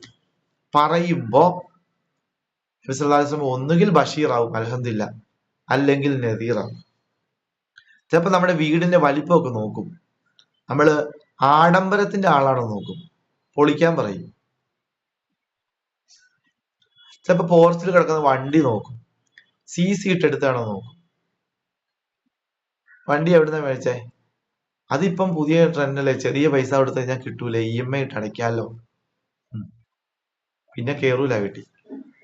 നീ ലൈസമില്ല, നീ എന്നിൽ പെട്ടവനല്ല, എന്നോട് മിണ്ടണമെങ്കിൽ നീ എന്ത് ചെയ്യണം? അതിനെ വിറ്റിട്ട് വരണം. നിന്നെ കൊണ്ട് പറ്റുന്ന ചെറിയൊരു വണ്ടി നീ വാങ്ങിച്ചാൽ മതി. അയൽവാസിയായിട്ട് വർത്താനം, അയൽവാസിയായിട്ട് ചിലപ്പോൾ പിണക്കുമായിരിക്കും നമ്മള്, എന്തേലും കാരണത്തിന്റെ പേര്. അപ്പോ ബഷീർ ഇപ്പൊ ആരുടെയും അനക്കം കേൾക്കുന്നില്ലല്ലോ, കൈയും കാലൊന്നും പൊങ്ങുന്നില്ലല്ലോ. അപ്പൊ ഉണ്ട്. അപ്പൊ ഇതൊക്കെ, ഈ സാഹചര്യമൊക്കെ നമ്മൾ നേരിടേണ്ടി വരും, നബിയോ അള്ളാഹയോ നമ്മളിലേക്ക് തിരിഞ്ഞു കഴിഞ്ഞാൽ. ബഷീർ ആവുമോ നദീർ ആവുമോ? അള്ളാഹു ബഷീർ ആയെങ്കിൽ, റസൂലുള്ളാഹി ബഷീർ ആയെങ്കിൽ ഞാൻ രക്ഷപ്പെട്ടു, നീ ചെയ്തത് കൊള്ളാം, നീ ചെയ്തത് നല്ലതാണ്. എത്ര സഹാബാക്കളെ നോക്കി പറഞ്ഞു, ദാ കടന്നു വരുന്നു, അദ്ദേഹത്തിന്റെ ബൂട്ടിന്റെ ശബ്ദം ഞാൻ ഇന്നലെ സ്വർഗത്തിൽ കേട്ടു. സഹാബാക്കൾ ഇങ്ങനെ നെട്ടുക. വന്നപ്പം ഒരു സഹാബിയെ കണ്ടു. അപ്പൊ തന്നെ ഫോളോ ചെയ്തു, റിസർച്ച് ചെയ്യാൻ, എന്തിനാ? പഠിക്കാൻ വേണ്ടി പുറകെ പോവുകയാണ്. എന്താണ് അദ്ദേഹത്തിന്റെ പ്രത്യേകത? വീട്ടിൽ പോയി 3 ദിവസം താമസിക്കുകയാണ്, ഒരു സ്റ്റഡി പർപ്പസിന് വേണ്ടി. സ്റ്റഡി മെറ്റീരിയൽ ആക്കി ആരെയാ? ഒരു സഹാബിനെ. പക്ഷെ ഒന്നും കണ്ടെത്താൻ പറ്റില്ല. 3-ാമത്തെ ദിവസം വന്ന ആളുകൾ പറഞ്ഞു, അങ്ങ് സ്വർഗത്തിലാണെന്ന് നബി സ്വല്ലല്ലാഹു അലൈഹി വസല്ലം പറഞ്ഞു. എസ്പെഷ്യലി അങ്ങിൽ നിന്ന് ഒന്നും ഞങ്ങൾക്ക് പഠിക്കാൻ പറ്റിയില്ല, എന്തായിരിക്കാം അത്? അപ്പൊ ഇദ്ദേഹം പറഞ്ഞു,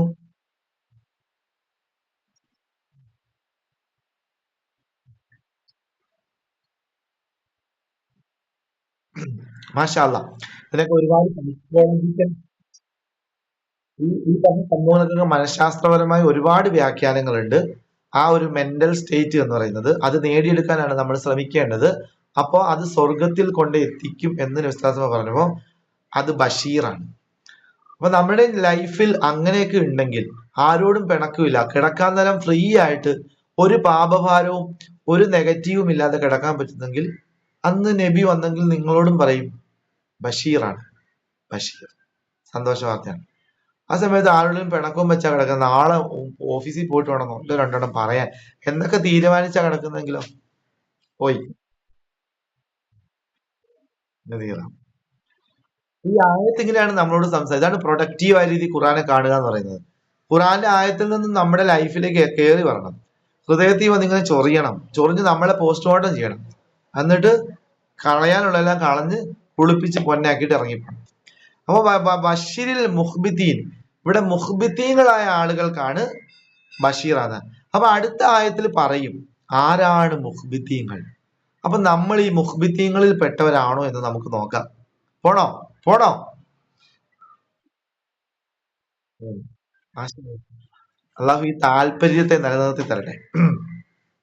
35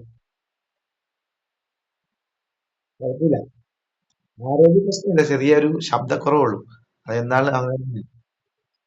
ഉം. അല്ലദീന അവരാരാന്നറിയാമോ? അപ്പൊ ഇത് അള്ളാഹുവിന്റെ അടുത്തിരുന്ന് നമ്മൾ ഇത് പഠിക്കുന്നത് കൊണ്ട് ഒരുപക്ഷെ നമ്മളോട് പഠിച്ചവൻ ചോദിക്കും, എടാ അത് ആരാന്നറിയാവോ? ഇതാ ദുഃഖിറല്ലാഹു, അള്ളാഹുവിനെ കുറിച്ച് പറയപ്പെട്ടാൽ വജിലത് കുലൂബുഹും, അവരുടെ ഹൃദയങ്ങള് വിറകൊള്ളും, വൈബ്രേഷൻ സംഭവിക്കും. ഒന്നതാണ്. രണ്ട്, വസ്വാബിരീന അലാമ അസാബഹും, അവരെ ബാധിച്ച വിഷയത്തില് അവര് ക്ഷമിക്കും. മൂന്ന്, വൽ മുഖീമ സ്വലാത്ത്, നമസ്കാരം നിലനിർത്തും. നാല്, വമിമ്മ റസഖ്നാഹും യുംഫിഖൂൻ, നാം നൽകിയതിൽ നിന്നും ചിലവഴിക്കും. ഈ 4 ക്വാളിറ്റി ആരിലാണോ അടങ്ങിയിരിക്കുന്നത് അവര് മുഹ്ബിത്താണ് എന്ന് അള്ളാഹ് നേരിട്ട് സൂറത്തുൽ ഹജ്ജിൽ പറഞ്ഞിരിക്കുക. അപ്പൊ ശരിക്കും പറഞ്ഞാൽ ഇതൊരു സ്പിരിച്വൽ പ്രൊഫൈലാണ്. നമ്മുടെ ഒരു സ്പിരിച്വൽ പ്രൊഫൈല് നമ്മൾ ഒരു അള്ളാഹുവിന്റെ അടുത്ത് ഒരു ആപ്ലിക്കേഷൻ ഫോം ഒന്ന് ഡിജിറ്റലായിട്ട് നമുക്ക് തയ്യാറാക്കാന്നുണ്ടെങ്കിൽ കമ്പൾസറി എന്ന് പറയുന്ന കുറച്ച് നമ്മൾ ഗൂഗിൾ മീറ്റിൽ ഗൂഗിൾ ഫോം തയ്യാറാക്കുമ്പോൾ കമ്പൾസറി ഇതിടൽ കോളം ആ പ്രൊഫൈല് ചോദിക്കുമ്പോൾ ഓരോ പോസ്റ്റ് വരും, ഓരോ ക്വസ്റ്റ്യൻ വരും. ഫസ്റ്റ് എന്താണ്? അള്ളാഹുവിന്റെ നാമത്തെക്കുറിച്ച് അള്ളാഹുവിനെ കുറിച്ച് പറഞ്ഞ നിന്റെ ഹൃദയം റെസ്പോൺസീവ് ആവുമോ?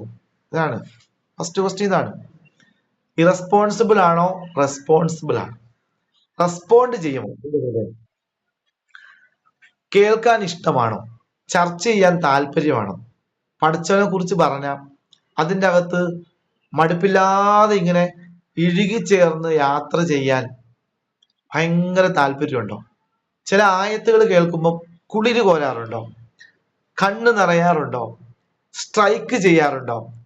അതിനുവേണ്ടി തന്നെ മണിക്കൂറോളം ഇരുന്ന് സംസാരിക്കാൻ പറ്റുമോ? ഇതാണ് ഒന്നാമത്തെ ക്വാളിറ്റി. മാഷാ അല്ലാ, മാഷാ അല്ലാ.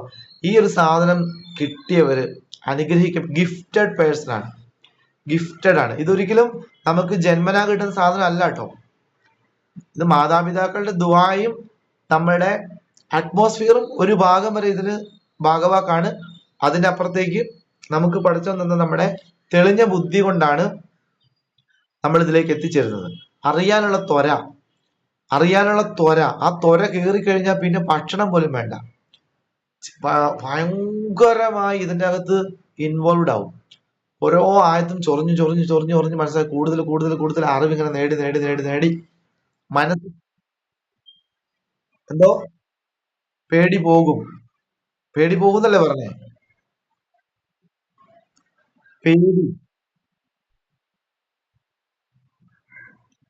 ഈ പേടി എന്ന് പറഞ്ഞപ്പം പേടി എന്ന് പറയുന്നൊരു വിഷയമാട്ടോ. അള്ളാഹുവിനെ എങ്ങനെയാണ് പേടിക്കേണ്ടത് എന്നൊക്കെ നമ്മളിങ്ങനെ പറഞ്ഞൊരു സിസ്റ്റം പഠിപ്പിച്ചു തന്നിട്ടുണ്ട്. ശരി, നമുക്ക് ആ പേടി ഒന്ന് ചെറുതായിട്ടൊന്ന് എക്സ്പ്ലെയിൻ ചെയ്യാം. ഒരു ഉമ്മ, നമ്മുടെ ഉമ്മ നമ്മളെ ഒരുപാട് സ്നേഹിക്കുന്നുണ്ട്. ഒരുപാട് സ്നേഹിക്കുക എന്ന് പറഞ്ഞാല് ഭയങ്കരമായി സ്നേഹിക്കുന്നുണ്ട് ഉമ്മമാര് മക്കളെ. നല്ല രസമാണ്. നമ്മൾ എന്തെങ്കിലും തെറ്റ് ചെയ്താലും ആ ഉമ്മച്ചി നമ്മളെ ആദ്യം ശിക്ഷിക്കാനുള്ള തയ്യാറെടുപ്പിലൊക്കെയാണ്. പണി കിട്ടും. പക്ഷെ ഉമ്മയുടെ അടുത്ത് ഒന്ന് പോയി പറ്റിപ്പോയി ഉമ്മച്ചി പറ്റിപ്പോയി എന്നൊക്കെ പറഞ്ഞു കഴിഞ്ഞാല് പോട്ടെ മോനെ എന്ന് പറയുവോ, അതോ നീ ഇനി മേലെ എന്റെ ചവിട്ടിന്റെ അത് മുറ്റത്തി ചവിട്ടിയേക്കണെന്ന് പറയുവോ?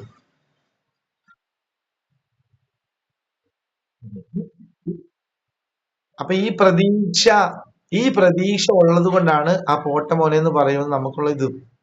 അപ്പൊ ഉമ്മാനെ പറ്റി ശരിക്കും മക്കൾക്ക് അറിയണം. ഉമ്മയുടെ പ്രസന്റേഷൻ അറിയണം. അത് അറിയുമ്പോഴാണ് മക്കൾക്ക് ഒരു പ്രതീക്ഷ, നിരാശയില്ലായ്മ ഉണ്ടാവത്തുള്ളൂ. അപ്പൊ ഉമ്മായും മോനും തമ്മിലുള്ള ബന്ധം എന്ന് പറയുന്നത് ഈ യുദ്ധത്തിൽ, ഏത് യുദ്ധമാണ്?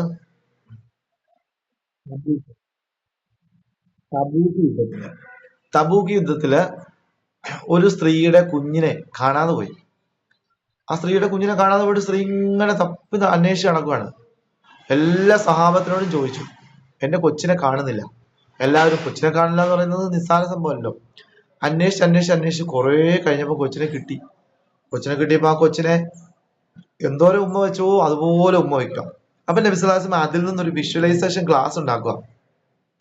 സഹാബത്തിനോട് ചോദിക്കുക, ആ ഉമ്മ ആ കൊച്ചിനെ തീയിലോട്ട് വലിച്ചെറിയും. അപ്പൊ എന്താ റസൂലുള്ളാഹി ഇത്? ഒരിക്കലും എറിയില്ല, അതൊന്നും സാധ്യമല്ല. എന്നാ അതിന്റെ 70 മടങ്ങ് കൂടുതലാണ്, അതിനേക്കാളും വരുന്നുണ്ട് അള്ളാഹുവിന് നമ്മളോടുള്ള ഇഷ്ടം. അത്രയും ഇഷ്ടം, അത്രയും ഇഷ്ടം എന്ന് പറഞ്ഞാൽ അത്ര ഇഷ്ടം. ഒരാൾ വഴിതെറ്റി പോകുമ്പോൾ അള്ളാഹുവിന് അതുപോലെ സങ്കടമാണ്. ഒരാൾ തിരിച്ചു വരുമ്പോൾ അള്ളാഹുവിന് പറയാൻ ഒരുപാടുണ്ട്. മരുഭൂമിയിലെ ഒട്ടകം നഷ്ടപ്പെട്ട ഒരാൾക്ക് ഒട്ടകം കിട്ടിയ സന്തോഷത്തോട് റസൂലുള്ളാഹി ഉപമിക്കുന്നുണ്ട്. ഒരു മരുഭൂമിയില് ഒട്ടകത്തിൽ യാത്ര ചെയ്ത ഒരാള് റെസ്റ്റ് എടുക്കാൻ വേണ്ടി ഒരു ഈന്തപ്പനയുടെ ചുവട്ടില് കിടന്നു. ഒട്ടകത്തെ ലോക്ക് ചെയ്യാൻ മറന്നുപോയി, ഉറങ്ങിപ്പോയി. അയാൾ കണ്ണു തുറന്നപ്പം ഒട്ടകമില്ല. മരുഭൂമിയും ആകാശവും മാത്രം, 4 ചുറ്റിനും. ചോദിക്കാൻ ആരുമില്ല, ഒന്നുമില്ല. ഉണ്ടായിരുന്ന ഭക്ഷണവും വെള്ളവും പോലും ഒട്ടകത്തിന് പുറത്തേക്ക്. കരഞ്ഞ് കരഞ്ഞ് കരഞ്ഞ് കരഞ്ഞ് ദുആ ചെയ്ത് ഉറങ്ങിപ്പോയി. അവിടെ കിടന്ന് ഉറങ്ങിപ്പോയിട്ട് കുറച്ച് കഴിഞ്ഞ് കണ്ണ് തുറന്നപ്പം എന്തോ ഒരു സാധനം നിൽക്കുന്നു. കണ്ണ് തുറന്നു നോക്കുമ്പോൾ ഒട്ടകത്തിന്റെ കാല്. ഒട്ടകം വന്ന് മുമ്പിൽ നിൽക്കുക. സന്തോഷം ഉണ്ടാവോ?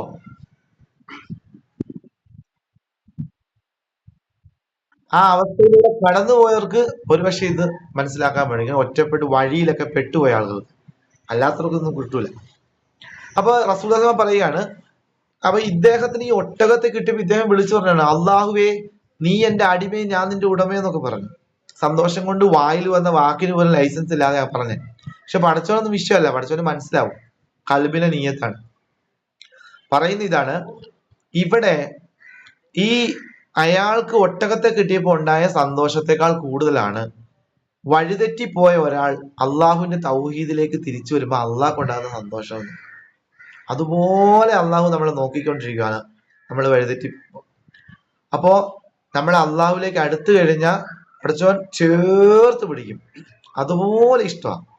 അങ്ങനെയാണെങ്കിൽ ഇപ്പൊ ഈ ഖുർആൻ ചർച്ച ചെയ്യുന്ന നമ്മുടെ അവസ്ഥ എന്തായിരിക്കും? ഇപ്പൊ ഈ ഖുർആൻ ചർച്ച ചെയ്യുന്ന നമ്മുടെ അവസ്ഥ എന്താണ്? എത്രത്തോളം ഇഷ്ടമായിരിക്കും.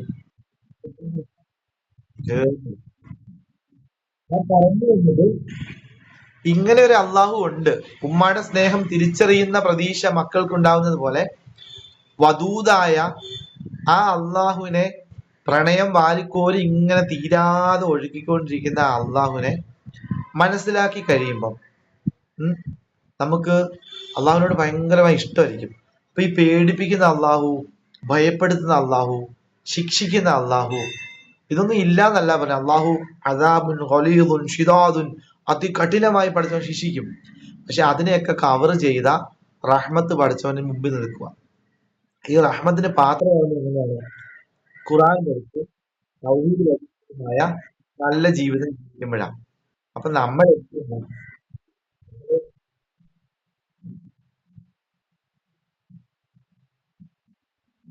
ആ തൗബ ചെയ്യാന്ന് പറഞ്ഞാൽ തന്നെ ആ ഒട്ടകത്തിന് കിട്ടിയ സന്തോഷമാണല്ലോ.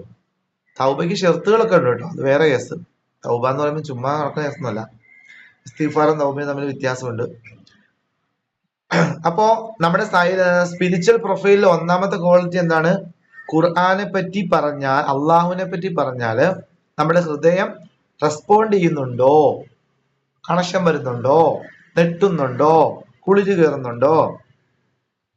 അങ്ങനെയാണെങ്കിൽ പ്രകമ്പിതമാകുന്നുണ്ടെങ്കിൽ ഒന്നാമത്തെ നോക്കി. രണ്ടാമത്തത് വസ്വാബിരീന അലാമ അസ്വാബഹും, അവർക്ക് ബാധിച്ച വിഷയത്തിൽ ക്ഷമിക്കാൻ പറ്റുന്നുണ്ടോ? ഇതാണ് രണ്ടാമത്തെ കേസ്.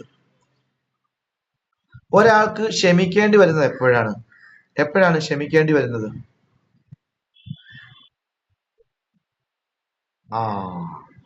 പരീക്ഷണങ്ങൾ ഉണ്ടാവുന്നു. അപ്പം നമ്മൾ മുഹ്ബിത്തീങ്ങളാകുന്നുണ്ടോ എന്ന് ചെക്ക് ചെയ്യാൻ വേണ്ടിയിട്ടാണ് അള്ളാഹു നമുക്ക് എന്ത് നൽകുന്നത്? പരീക്ഷണം നൽകുന്നത്. അള്ളാഹുവിന് ഇഷ്ടമില്ലാത്തത് കൊണ്ടല്ല, അള്ളാഹുവിന് ഇഷ്ടമില്ലാത്തത് കൊണ്ടേ അല്ല. നമ്മൾ ഈ അള്ളാഹുവിനെ ചേർത്ത് പിടിക്കുമ്പോൾ അത് എത്രത്തോളം ഉണ്ട് എന്ന് മദ്രസ കുട്ടി പഠിച്ചു എന്ന് പറയുന്ന പോലെ ചെക്ക് ചെയ്യാനാണ്. ചെക്ക് ചെയ്യുമ്പോൾ ഒന്നുകിൽ നമ്മൾ ഇന്നല്ലാഹ മഅസ്സാബിരീൻ എന്ന പൊസിഷനിലെത്തും, അല്ലെങ്കിൽ നമ്മൾ അസ്വസ്ഥതയുടെ ലോകത്തെത്തും, അള്ളാഹുവിൽ നിന്ന് ബഹുദൂരം ഓടി അകലുകയും കാഫിറായി പോവുകയും ചെയ്യും. അപ്പോ നമ്മൾ മുഹ്ബിത്ത് ആകുന്നുണ്ടോ ഇല്ലയോ എന്ന് നോക്കുക. എങ്ങനെയാണ് മുഹ്ബിത്ത് ആകുന്നത്?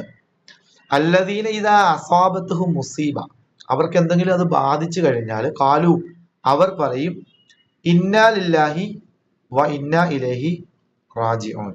ആ ഒരു മൈൻഡ് സെറ്റിലെത്തും. ഇത് അള്ളാഹുവിൽ നിന്ന് വന്നതാണ്, അള്ളാഹുവിൽ നിന്ന് ഞങ്ങൾ മടങ്ങുകയും ചെയ്യും, അള്ളാഹുവിലേക്ക് എല്ലാവരുടെയും മടക്കം.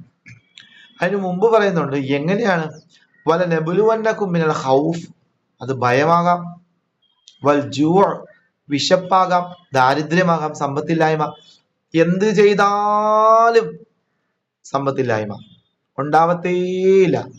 ആളുകൾ പറയും ഗതി പിടിക്കുന്നില്ല, മറ്റേതില്ല, മറിച്ചതില്ല. അത് പഠിച്ചവൻ തന്നെ പറഞ്ഞല്ലേ അതങ്ങനെ തരാമെന്ന്. വൽ ജൂ വനഖ്സി മിനൽ അംവാല്, സമ്പത്തില്ല. ആദ്യത്തെ വിശപ്പ്, രണ്ടാമത് സമ്പത്തില്ലായ്മ, ക്യാഷ് ഉണ്ടാവത്തില്ല. പിന്നെന്താണ് വനഖ്സി മിനൽ അംവാലി വൽ അംഫുസ്, സ്വന്തത്തിൽ തന്നെ പ്രശ്നം ഉണ്ടാകുക, സ്വന്തത്തിൽ ആള് പറഞ്ഞു മരിച്ചു പോവുക. വസ്സമറാത്ത്, വിഭവങ്ങളില്ലാതെ ടോട്ടലി ഒരു എന്താ പറയാ അപ്പർ ബിലോ പ്രോപ്പർട്ടി ലൈനിലേക്ക് ഒരാളെ തള്ളപ്പെടുക.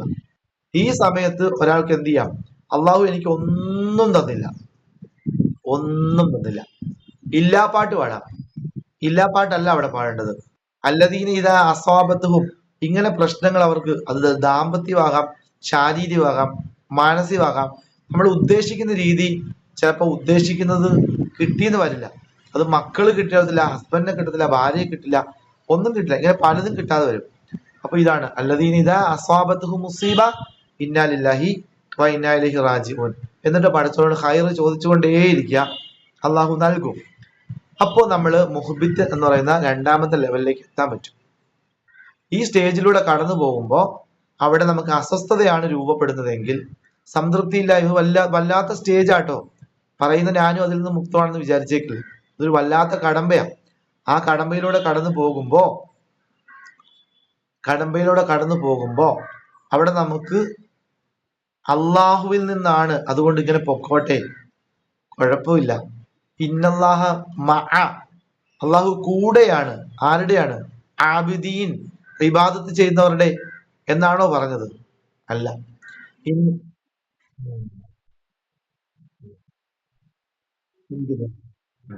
അപ്പൊ ആ ക്ഷമിച്ചത് കൊണ്ടാണ് നമ്മൾ ദുആ ചെയ്തിട്ട് നമുക്ക് ആ കാര്യം നടന്നില്ല. നടന്നായിരുന്നെങ്കിൽ പിന്നെ നമുക്ക് ക്ഷമിക്കേണ്ട ആവശ്യമുണ്ടോ? നമ്മൾ ആ പർപ്പസ്, ലക്ഷ്യം കണ്ടല്ലോ. ലക്ഷ്യം കണ്ടു കഴിഞ്ഞാൽ പിന്നെ നമുക്ക് ക്ഷമിക്കേണ്ട ആവശ്യമില്ല. ലക്ഷ്യം കാണുന്നതിന് വരെയാണ് ഈ ക്ഷമയുടെ ആവശ്യം. അപ്പൊ ലക്ഷ്യം കാണുന്ന വരെ നമ്മുടെ മാനസികാവസ്ഥ നോക്കിയിട്ടാണ് പടച്ചോൻ അവിടെ ഇരിക്കുന്നത്. അവിടെ നമ്മൾ അസ്വസ്ഥപ്പെട്ട് പടച്ചോൻ എന്നെ പരിഗണിക്കില്ല, നിന്ദിക്കുന്നു എന്ന് പറഞ്ഞു കഴിഞ്ഞാലും അള്ളാഹ് വന്നിരിക്കില്ല.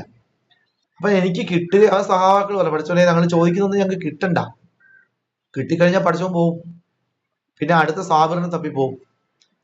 അതുകൊണ്ട് ഞങ്ങൾ സ്വാബർ ആകണമെങ്കിൽ നമുക്ക് കിട്ടായ്മകളാണ് കൂടുതലും കിടക്കേണ്ടത്. എല്ലാം കിട്ടിക്കഴിഞ്ഞാല് നമുക്ക് സ്വാബിറാകാൻ പറ്റില്ല. എല്ലാം കിട്ടിക്കഴിഞ്ഞാൽ സ്വാബിറാകാൻ പറ്റുമോ? പറ്റില്ല.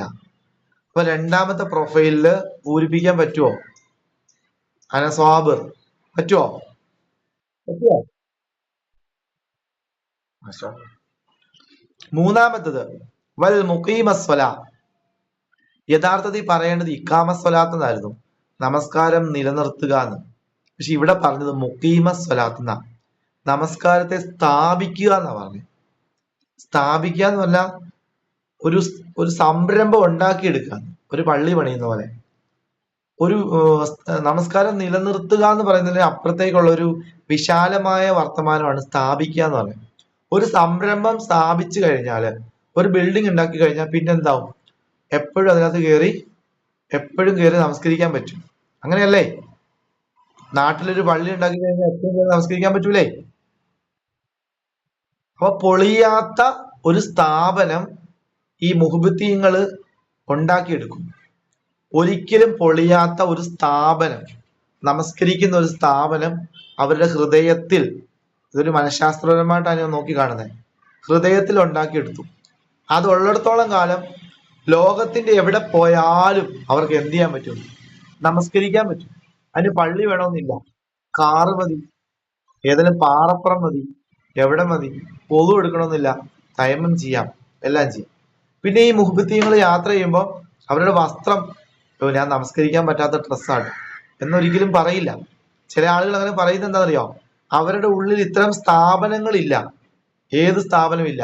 ഹൃദയത്തിൽ മുഖീമ സ്വലാത്ത് നമസ്കാരം നിലനിർത്തുന്ന സ്ഥാപനം ആ പള്ളിയില്ല. അതില്ലാത്തടത്തോളം കാലം അവർ നമസ്കരിക്കാനുള്ള പ്രിപ്പറേഷനിലല്ലായിരിക്കും. എൻ്റെ നജസാണ്, അല്ലെങ്കിൽ എൻ്റെ വസ്ത്രം, ഈ മുസല്ല പോലും സോറി മുസല്ല അല്ലല്ലോ, എന്റെ പേരെന്താ, നമസ്കരിക്കാൻ നിങ്ങൾ പെണ്ണുങ്ങൾ ഇടുന്ന സാധനത്തിന്റെ പേര്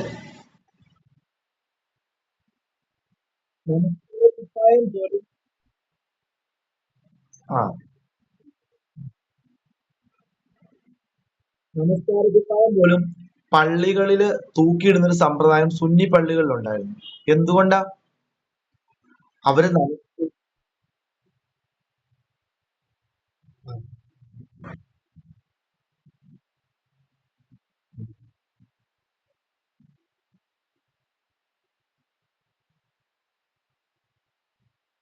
വെരി ഗുഡ്, മാഷാ അല്ലാ, മാഷാ അല്ലാ.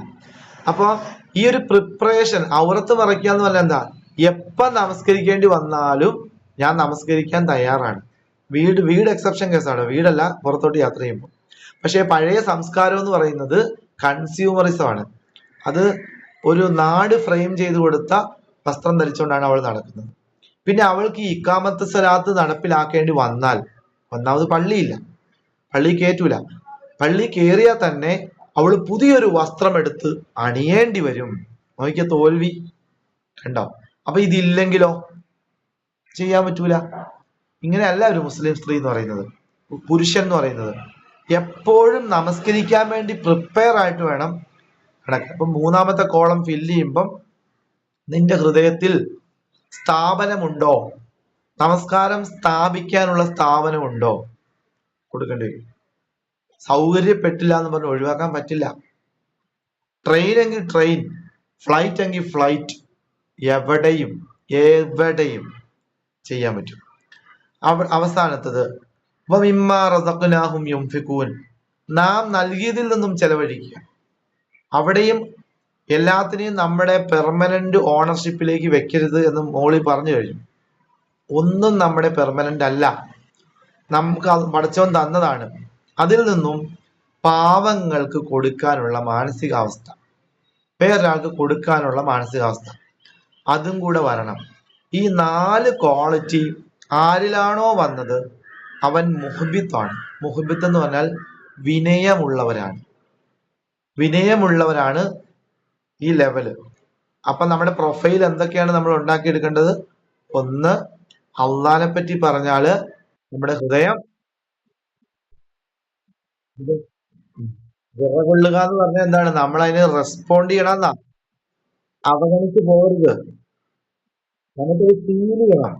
അതായത് ഇപ്പൊ നിങ്ങൾ എന്തോഴും പറയുവാണ് ആരുടെ അള്ളാഹുവിനെ പറ്റി ഇത് പറയാണ്, തുടങ്ങി ഓ ഇങ്ങനെയൊക്കെ പറഞ്ഞു പോകുന്ന ആൾക്കാരല്ലേ.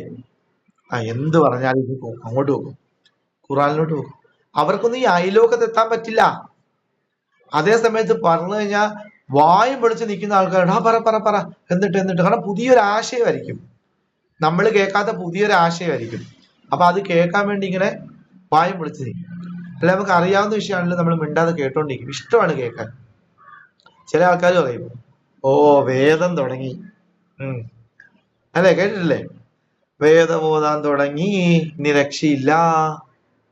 അപ്പൊ അവരുടെ അടുത്തിരുന്ന് വല്ല സിനിമാ കഥയോ മറ്റു വല്ല കോമഡിയോ പറഞ്ഞു നോക്കിയാൽ എന്ന് പറഞ്ഞ വായും പൊളിച്ചിരുന്ന് കേട്ടോണ്ടിരിക്കും, രസകരമായിട്ട്. അപ്പൊ അവരുടെ ഹൃദയം റെസ്പോണ്ട് ചെയ്യുന്ന എന്തിനാണ്? ലൗകികമായ എന്റർടൈൻമെന്റിനും. വേറൊരാള് കുറ്റം പറഞ്ഞു നോക്കിയേ, മണിക്കൂറോളം ഇരുന്ന് തരും കേൾക്കാൻ, ഭയങ്കര ഇഷ്ടമായിരിക്കും. അപ്പൊ ഇതിൽ നിന്ന് മാറി വജിലത് കുലൂബുഹും എന്ന് പറയുന്ന ഒരു മെന്റൽ സ്റ്റേറ്റ് എന്ന് പറയുന്നത് നിസ്സാര സംഭവം അല്ല. ഒരുപക്ഷെ അള്ളാഹുവിന്റെ അപാരമായ അനുഗ്രഹം കൊണ്ട് ഈ റമദാനിൽ ഇപ്പൊ 33 പേര് 1.5 മണിക്കൂറായിട്ട് ഇവിടെ കയറി ഇരിപ്പുണ്ട്. നിങ്ങളുടെ അവിടുത്തെ മാനസികാവസ്ഥ എനിക്ക് എന്താണെന്ന് അറിയില്ല. ഒരു താല്പര്യത്തോടു കൂടിയാണ് കയറിയിരുന്നതെങ്കിൽ ആ വജ്ലത്ത് കുലൂബുകൾ പേടിക്കണ്ട, നമ്മളുണ്ട് മാഷാ അല്ലാ. 2 ജീവിതത്തിൽ ഉണ്ടാക്കിയെടുക്കുക. 2 പേഴ്സണൽ ആണ്, 1 ദൈവികമാണ്. എൻ്റെ പ്രൊഫൈൽ, ഞാൻ ഇന്ന് രൂപപ്പെടുത്തുന്ന പുതിയ പ്രൊഫൈൽ 1 ഉപരിലോകമായിട്ടുള്ള കണക്ഷനാണ്, 2 എൻ്റെ പേഴ്സണൽ ആണ്, 3 ഞാൻ ഈ പറയുന്ന സാധനം പ്രായോഗികമാക്കും എന്നതിന്റെ സൂചനയാണ് മുഖീമ സ്വലാത്ത്, നമസ്കാരത്തിന്റെ സ്ഥാപനം ഹൃദയത്തിലുണ്ടാക്കുക. 4, ഇത് എന്നിൽ ഒതുങ്ങേണ്ടതല്ല. അള്ളാഹുവുമായിട്ടുള്ള ഡിവൈനിറ്റി എന്ന് പറയുന്നത് എന്നിൽ ഒതുങ്ങേണ്ടതല്ല, ഇത് സമൂഹവുമായി ബന്ധപ്പെട്ടതാണ്. അനാഥരെയും അഗതികളെയും ആവശ്യക്കാരെയും ചേർത്ത് പിടിച്ചാണ്, എല്ലാരെയും പരിഗണിച്ചാണ് ഞാൻ പോവേണ്ടത് എന്ന വിശാലമായ കാഴ്ചപ്പാടാണ് 4-മത് നൽകുന്നത്. ഈ 4 കോളങ്ങളും ഫില്ല് ചെയ്യുന്ന 100 പേര് ഒരു ഗ്രാമത്തിൽ ഉണ്ടെങ്കിൽ അവിടെ ഒരു പ്രശ്നങ്ങളും ഉണ്ടാവത്തില്ല. ഈ 4 കോളം ഫില്ല് ചെയ്ത് അപ്ലൈ ചെയ്യാൻ പറ്റുന്ന ആളുകൾ ഒരു ഗ്രാമത്തിലുണ്ടെങ്കിൽ അവിടെ ഒരു പ്രശ്നം ഉണ്ടാകത്തില്ല.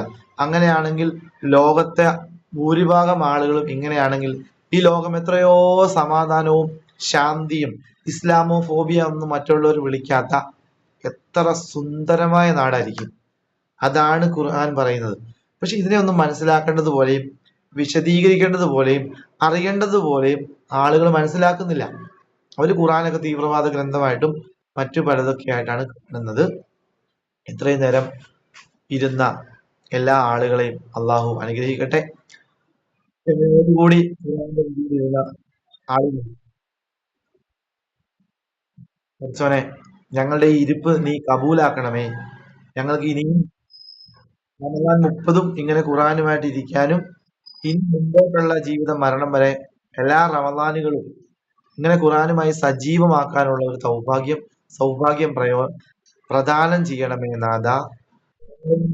മരണപ്പെട്ടു പോയ ഞങ്ങളുടെ മാതാപിതാക്കൾക്കും കുഞ്ഞുങ്ങൾക്കും എല്ലാം, ഞങ്ങളുടെ ഉസ്താദന്മാർക്കും കൂട്ടുകുടുംബാദികൾക്കും മറ്റു മുഅ്മിനീങ്ങളായ ആളുകൾക്കും ബർസഹിയായ ലോകം വിശാലമാക്കി കൊടുക്കണേ പഠിച്ചേ.